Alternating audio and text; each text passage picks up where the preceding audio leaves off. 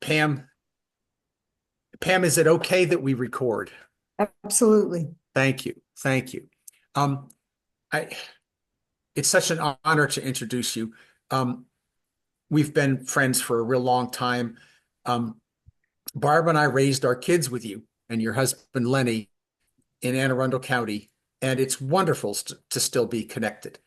Um, we are we can now be sharing stories about our grandkids. We have five. Pam, I think you have seven. Am I right? You are. So yeah, Yeah. uh, I was really thrilled when Pam decided to run for public office, and I went out knocking on doors in the first county council district for her run for the Anne Arundel County Council, which she won, and which started a career of serving in elected office, which led to the Maryland House of Delegates and ultimately to the state senator for District 32. Senator Beidle currently serves on the Senate Finance Committee, as well as the Rules Committee, which most folks don't really know what Rules does, but it's really important. I don't know if you want to address that tonight, but it's just it's little known but highly important. Um, my more recent connections with Senator Beidle have been through the Finance Committee, which, despite its name, ends up hearing almost all of the bills relating to health and mental health. Our District 36 Senator, Minority Leader Steve Hershey, serves quite ably as a member of that committee, which generally takes a really positive approach to these subjects of health and mental health. We've asked Senator Beidle here tonight to tell us about the Maryland General Assembly, roughly how it works, how stuff gets done, and how we can get involved both as citizens and as members of organizations. We're looking for a review of the big stuff that happened this year and what did or didn't happen that affects Kent County. Let's all welcome Senator Pam Beidle. Thank you. And thank you, Bill, for having me tonight. Can you hear me? Yes. Okay, good. I had my headset in. I wasn't sure. It's great to see you and Barbara. I haven't seen Barb in years and years. I see Bill about once a year in the legislature. So great to see you. And yeah, we have daughters the same age and boys the same age. So it was interesting having them grow up together. But I joined a little bit early and was listening to a lot of the events that you're doing in your central committee. And I'm really proud of you all because it has to be frustrating to be in an area that is so Republican.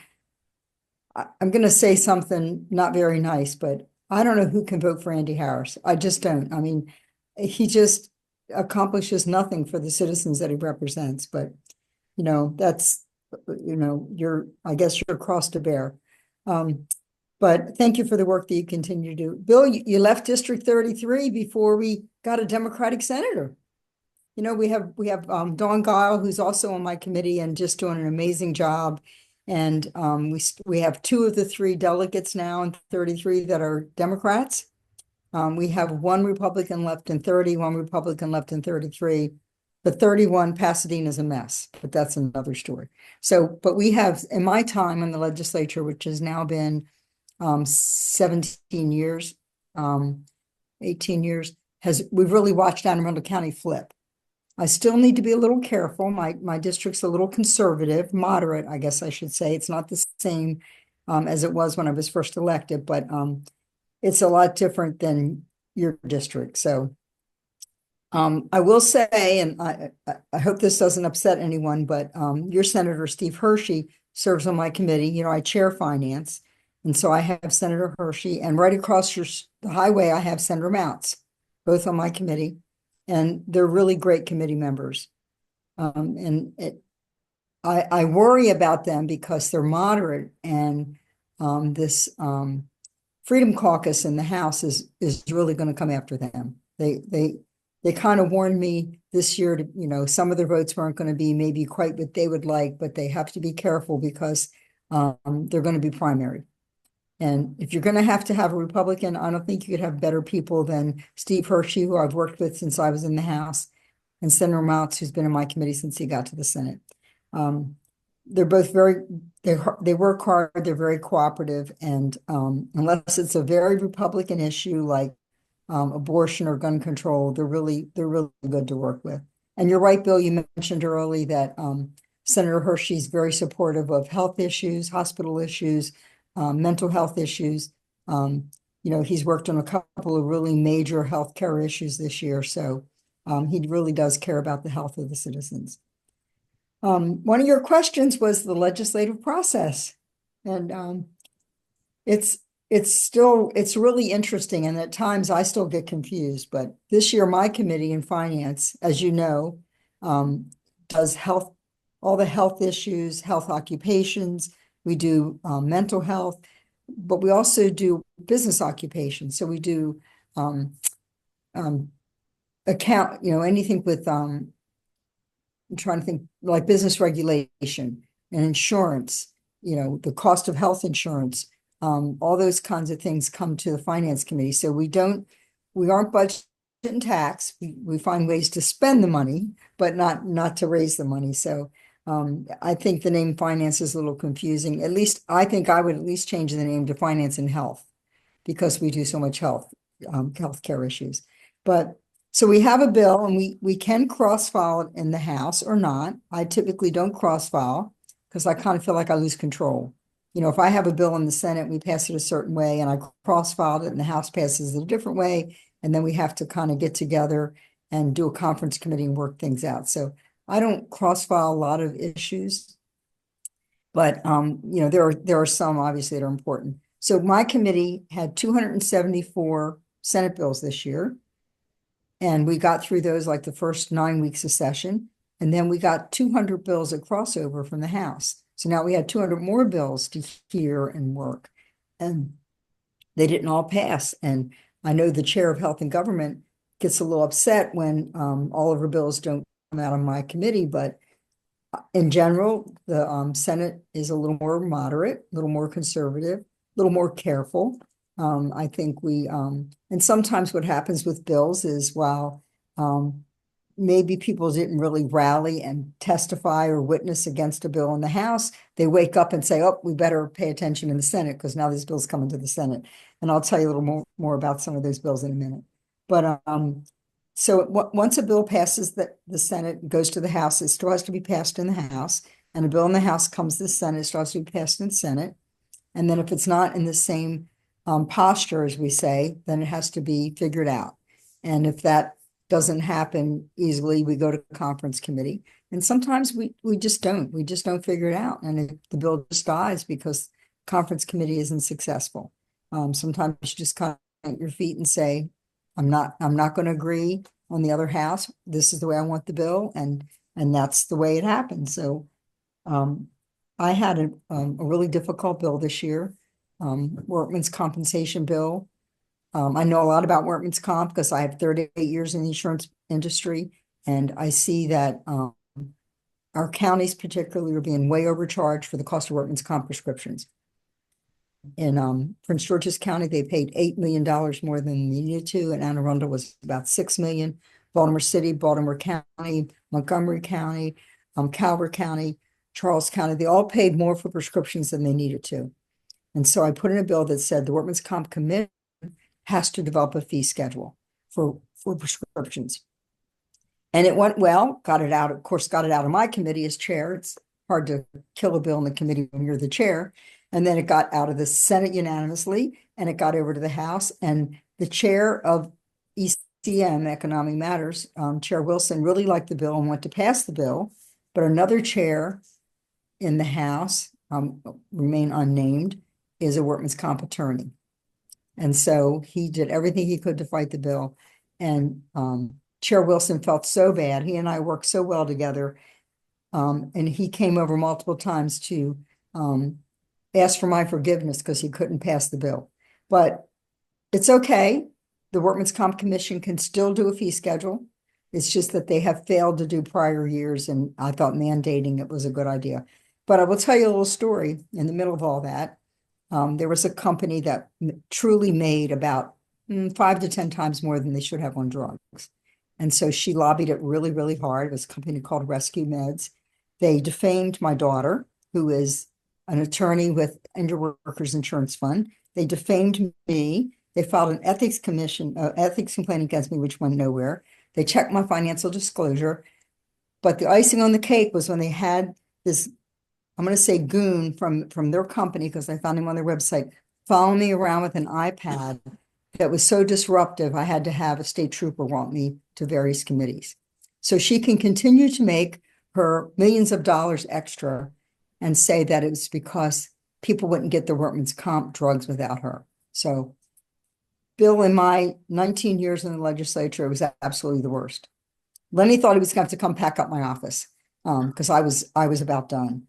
But that's not things that we I just have to say, Pam, that's appalling. It doesn't normally happen like that, does it? not that bad. I mean, this, and then of course she puts up a Facebook post that she won. She won the issue. She's going to wish she got my bill, because my bill was the cost of drugs plus 25%. I don't think that's what's going to happen in the end. So the commission is actively working on a fee schedule. But no, it doesn't usually get that bad, but at times it does. You know, at times people personally come after us. And so that's not what you bargain for when you make the choice to run for elected office. And that was the worst ever for me. But I think also being chair of a committee, more attention, people pay more attention to what you're doing, both good and bad. So that made it difficult. But the big issue this year, as you all know, is the budget. And we're still very, very concerned. The cuts coming from DC, particularly in Medicaid, Medicare, healthcare, we really expect to have big issues. We're expected to go back in special session probably in October after the first quarter, the end of September results come. But education is taking a cut and Medicaid's taking a cut. And we tried I give a lot of credit to our budget and tax committees, both appropriations and Guy Gazzoni and budget and tax, in trying not to cut things that are really important to people. We really tried to take care of education and healthcare and public safety, the important issues, but it really may not continue. We're probably going to have to do some more cuts, because we need to keep funding Medicaid and DDA, people with disabilities. And those are really important issues to fund. And so I don't know what's going to happen. We're not looking forward to special session. But the two big issues this year were really in the budget tax and the federal government cuts. And the other big issue was really about energy. We've tried in our state to be environmentally sound in our energy practices, but we're having difficult citing solar energy, citing wind energy. And so we're buying a lot of energy from other states, which is increasing the cost of energy. Passed 3 energy bills, trying to get the Public Service Commission to look more closely at BGE and their charges for infrastructure, which has probably, you've all seen it on your bills, trying to help with that issue. And there'll be some rebates on energy this year, but I don't know how much they're really going to help. But those were the two big issues this year, were the energy issues and the budget and tax issues.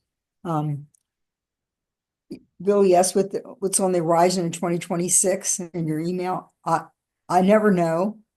Bills start coming in the fall, and typically we don't see them until they're filed early. Then we don't even see the text of those bills till session starts.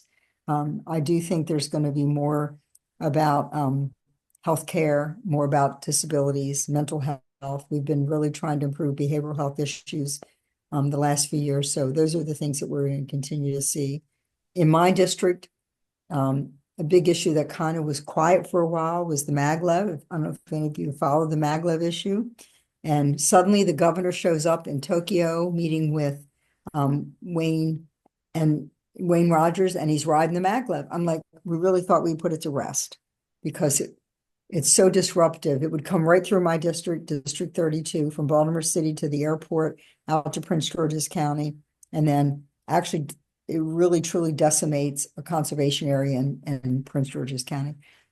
One of my senators is Senator Washington, Alonzo Washington, a young senator. He had a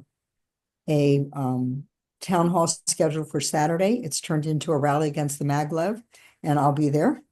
I think there's a lot of money we can invest in train travel. We have current tracks. We can improve the trains. We can improve the timeliness, the reliability, the safety, and have better transportation to DC and to West Maryland. I don't think this maglev is the way to go, but that was like out of the blue. It's like we're back to having the maglev issue, which I've been working against since 2004. It's like it's never going to go away.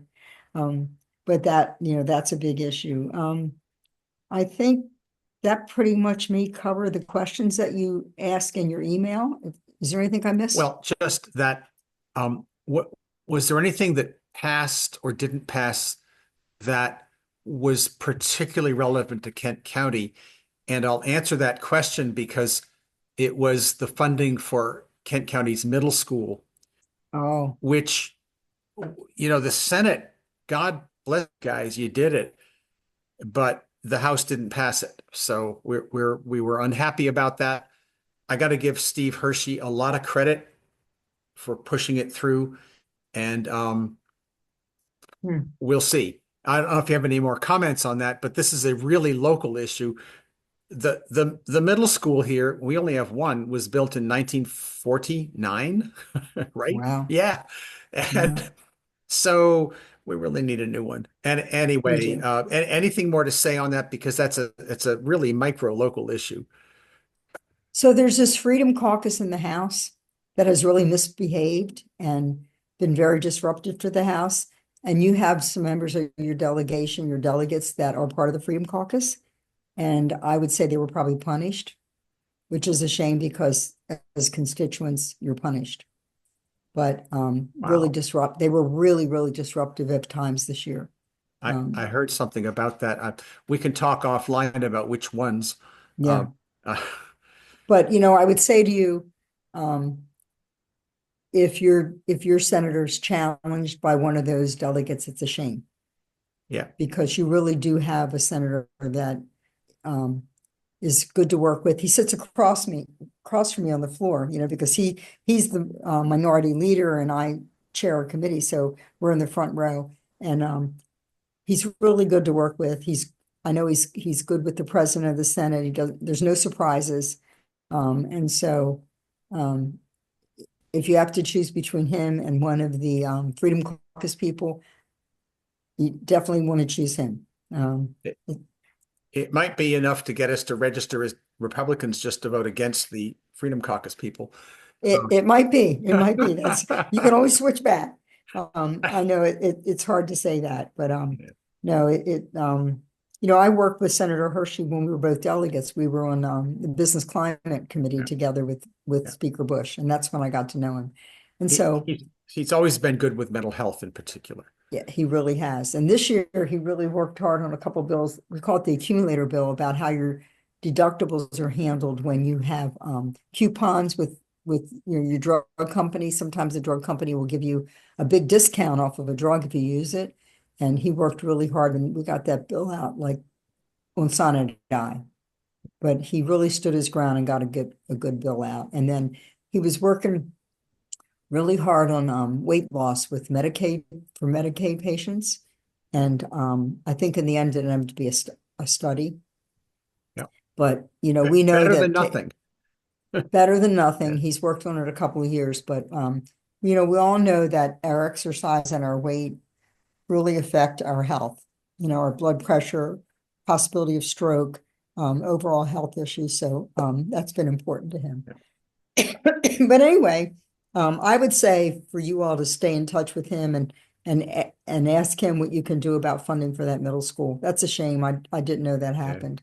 Let me ask, I guess, what would be your comments in terms of how would a citizen want to get, like, if the citizen wanted to be involved in the legislative process just as an individual, what should they do? And my impression is that it's more effective to be involved as part of a group, but I'm not sure that's the case. Just want to speak a little bit about the role of just sort of the average citizen in the legislative process, because you have hearings, folks can speak up.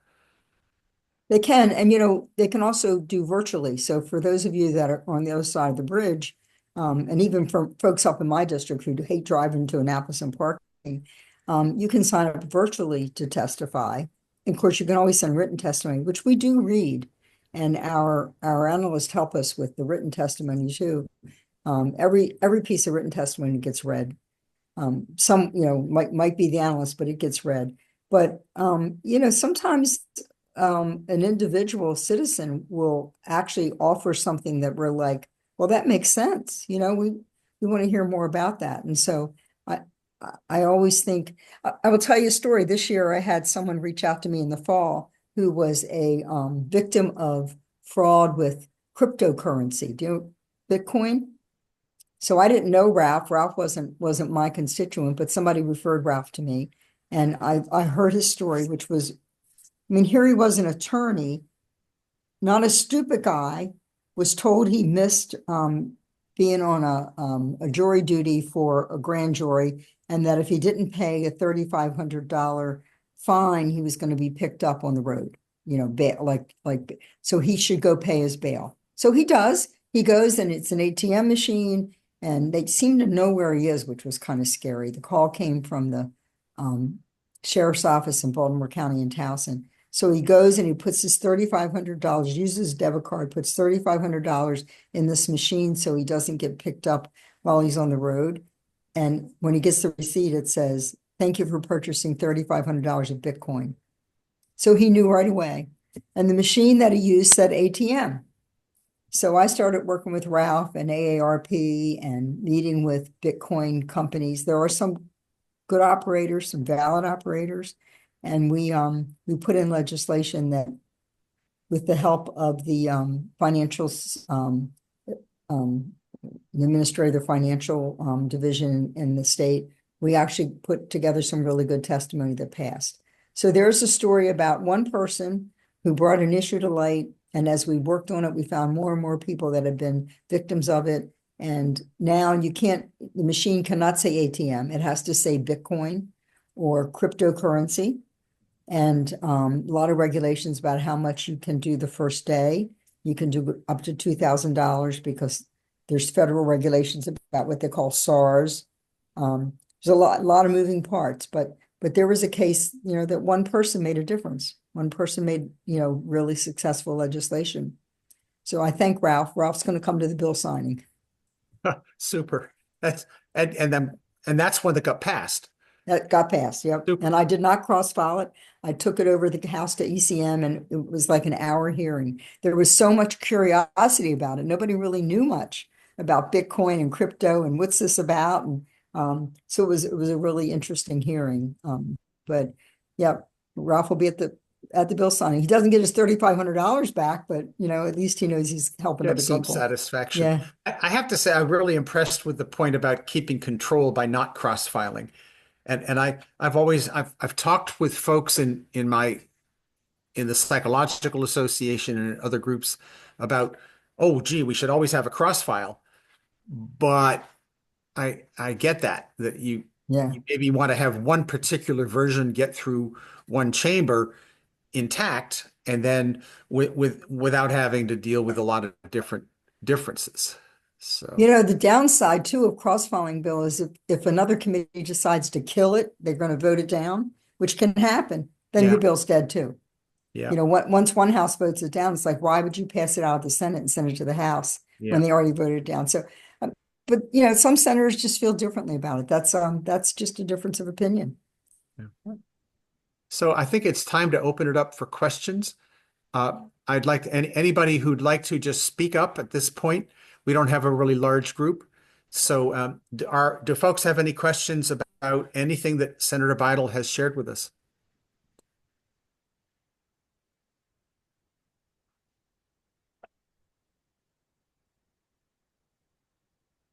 Bill Eamon has his hand up.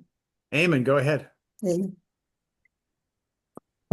Thank you for giving me an opportunity to ask a question. My question pertains mostly to education. Our Kent County, our only high school, just recently had to cut a lot of our spending in our budget, and with the blueprint increasingly asking rural counties to pay more and more appropriations locally. How can we be prepared to implement the full blueprint for Maryland's future? Um, thank you, Eamon. I'm not sure when we're going to be able to implement the full blueprint because that's what's causing the structural deficit as we look out into future years. Our economy's not growing. We grew by 0.4%. The governor's really focusing on trying to increase economic development, but you can't grow a budget by 0.4% and increase other departments in the very large amounts that the blueprint asks for. So, we did continue to support community schools, some collaboration of teachers, but not able to really fund the full blueprint because, quite frankly, the money's just not there. I'm a little concerned. I was at a meeting last night. We have a local grants committee and looking at numbers in my district of children that still can't read in grades 3 through 5. So I really would like to see us focus the additional education money, improving reading skills, and trying to get to the bottom of the high numbers of absenteeism. We still can't seem, we have kids that are missing 40, 50 days a year of school. We just can't expect kids to learn when they're missing that much school. So there's an accountability board with Blueprint AIB, and I'm really interested to see what they're going to turn out this year. So I've always been a supporter of education, but I do want to see results. But we also can't take away money. I don't think we can take away money from the necessities like healthcare, like mental health, and continue to fund education at the rate that the blueprint required when the money's just not there. I know I'm too honest, I'm too direct, but that's the truth, though. Let me add to that I attended, and parenthetically, there was a really amazing thing on by Democrats Monday night in Rock Hall, which I had to skip because I was attending the Board of Education meeting in Rock Hall, where our superintendent presented the budget, where the immediate impact the long-term impact of the blueprint and the demands and the lack of money, it can't even be dealt with. But the short-term impact is that we are probably going to have to cut our budget to the extent that class size is going to increase, that there's necessities in the system that we have to meet, and that without anybody quite saying it, the general impression at that meeting was that we probably need to slow down the schedule of the blueprint, if not, who knows what, but at least reduce the demands on local systems because we are running out of money locally, and I think that's true across the state. Thank you for that, Bill. No, I think slowing it down is probably where there's a lot of good ideas and plans in the blueprint, but I think until we can get our economy growing again, I think we're going to have to slow it down. We grew by 0.4% in economic development, but our Medicaid budget grew by 9%. So Medicaid's already 25% of our budget. So when you grow that by 9%, it's just a significant amount of money when your economy's only grown by 0.4. We just have to be realistic. I do want to encourage folks. I put the link in the chat earlier about our comptroller, Brooke Learman, is going to be doing a meeting on the 29th.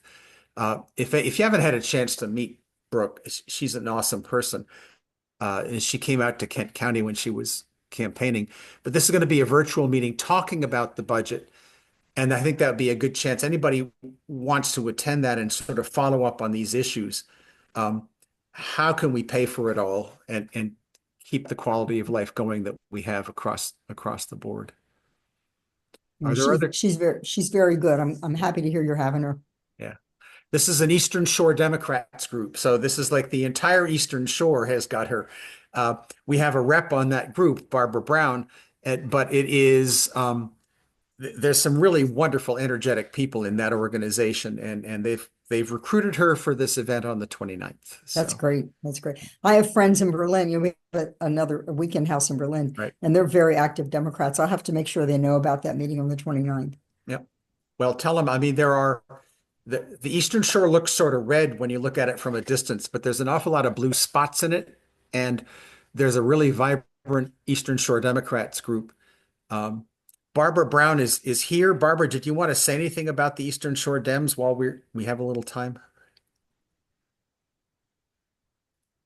I'm not sure. Anyway, are there other questions? Okay. I'm just trying to undo all my things.